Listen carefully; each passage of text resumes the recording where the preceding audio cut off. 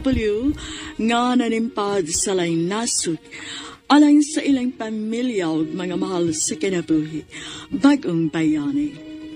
Sugdan ta karon ang sugilanon nga gipadaka nato sa tong suking tipaminaw nga nagpatawag singan nga Luloy.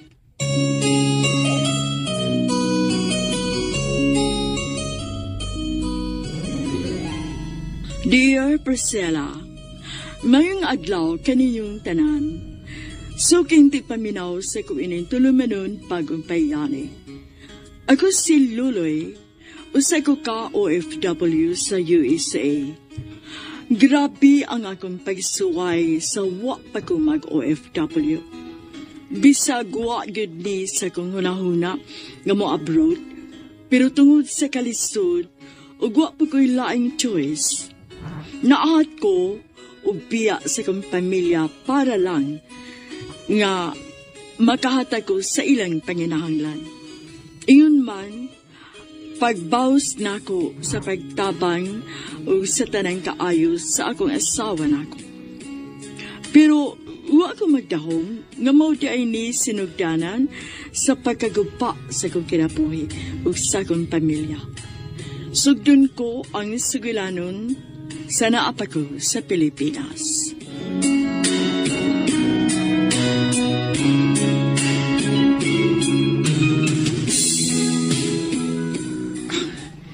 I love you, Jessica. I love you, Tuloy. Gimingaw ka ayoko ni mo eh. Taon-taon sa tamo magkita da. Ang saon nga, pilasad din kasi mana dito sa probinsya, good. Dili bitawon ta ko ganahan nga, dadon ko nilang mama, pero wa man ko'y choice. Sige lang. Ang importante, nga ni anak ka.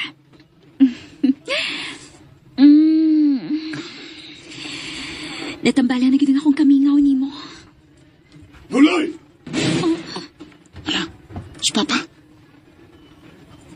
Pauling ko na yun! Luloy! Pa.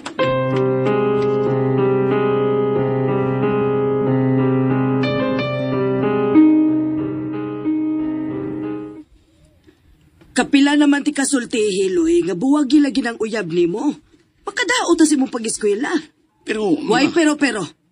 Ayaw pagsupak na ko, ha, Luloy? Nagkagahi na ginang o ni mo, ha? Bahala ka, ma. Kung paundangon ko ninyo eskwela, maundang ko. Luloy!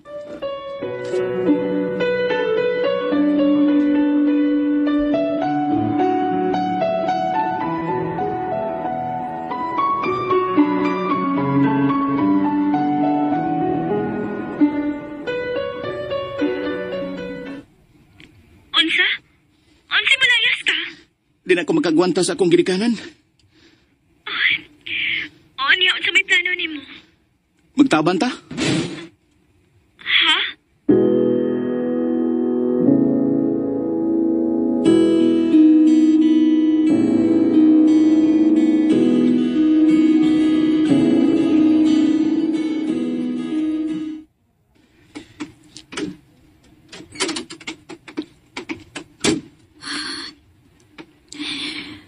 Sakto ka niya itong gibuhat, Loy. Gisunod na nato ang atong gipati, Jessica. Pero ang imong pag-eskwela, ang akong pag-eskwela. Ay, kabalaga.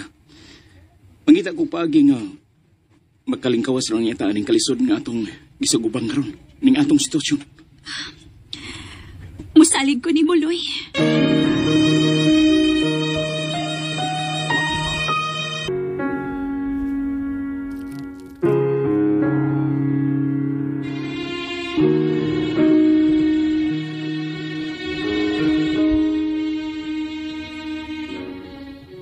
Ingon ana kalig-on ang among relasyon ni Chista sa una. Grabe iyang salig nako. Bisag nagsugod mi nga walang cute. Sige ko pagitag trabaho pero wag ko masurtihi. Maong nakaw-naw nagpaagi sa Chista aron makatapang siya kadako.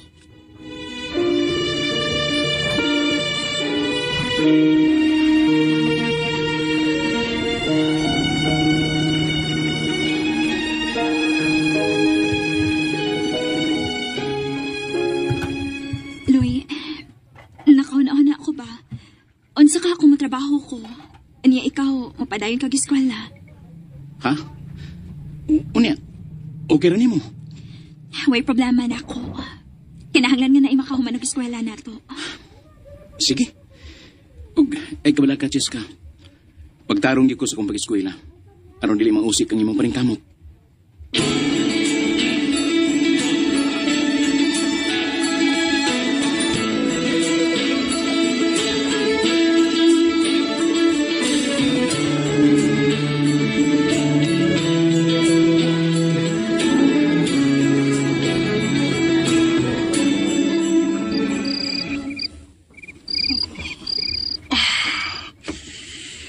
Duka na kayo. Saan orasa? Oh, alas 3 na sa kadlawon. Pero dagan pa kay kog trabaho ano niya. Ug musay pa ko mata. Kay sayo man nga akong klase. Pero dili ko magpadas ka kapoy. Kinibaw ko nga gibati sa dug ka kapoy si Cheska. Pero huwag ko makadungog niya nga reklamo siya. Maningkamot ko. Kikinahanglan yun nga makagraduate ko.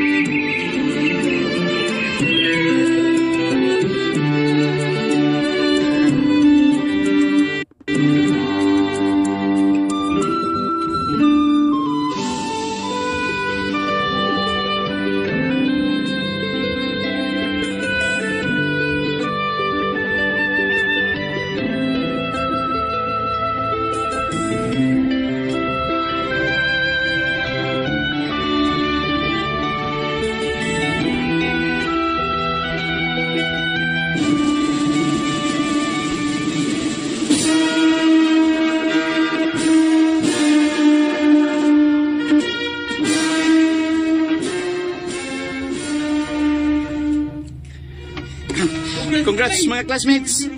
Congrats!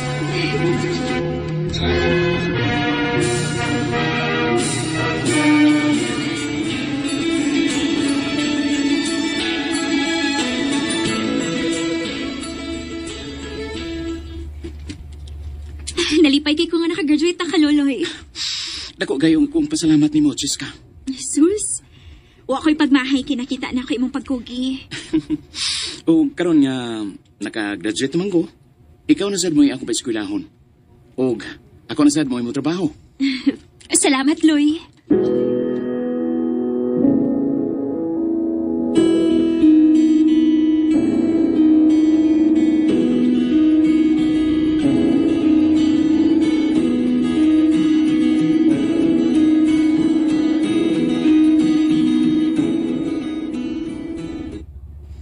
Mo na nakanindot ninyo, Brad Loloy.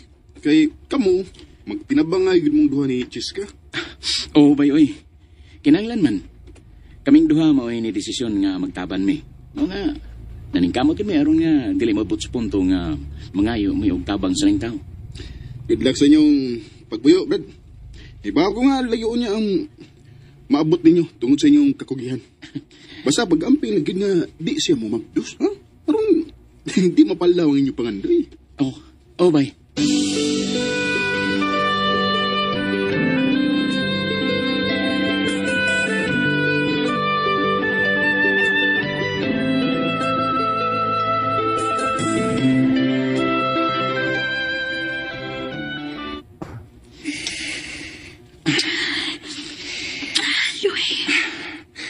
Mag-control ta.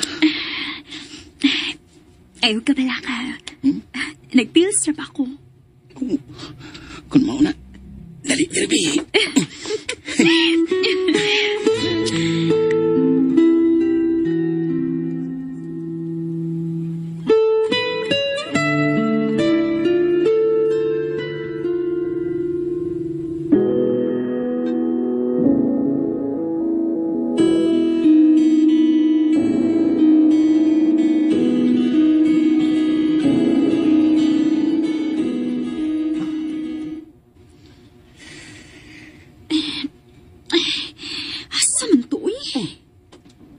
naman ka diha.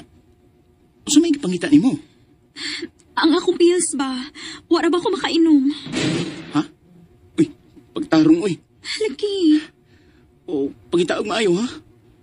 O, sige, magsutin ako. Siguro nga, makainom ka.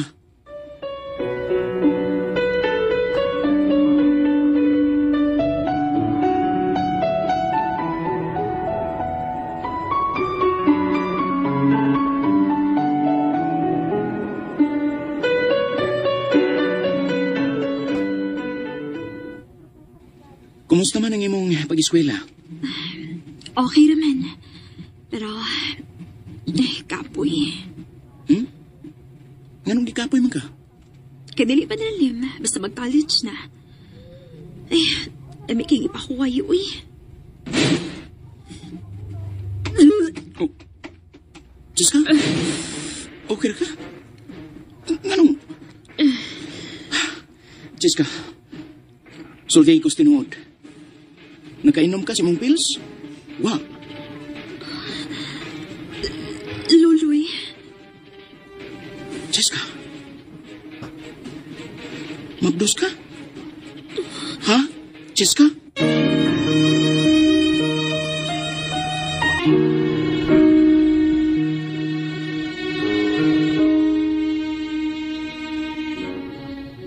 Ug dito na sugod ug kapalaw ang tanan namong plano ni Chiska Priscilla.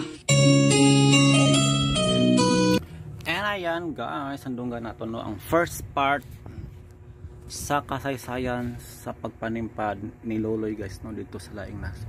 But first part pa lang guys no ta kabalo kung asang nasuras siya no mo apply ug unsa pughang trabaho. So I think di na siya nga ipangutana guys no kung unsa si Carla nagsukaman, meaning burok siya guys. Sa una lang ni guys no ang iyang plano nga mo abroad. Unsa ang sunod mahitabo. Munang stay tuned guys sa sunod pang mga sumpay. Thank you so much guys. Thanks RMN and more power.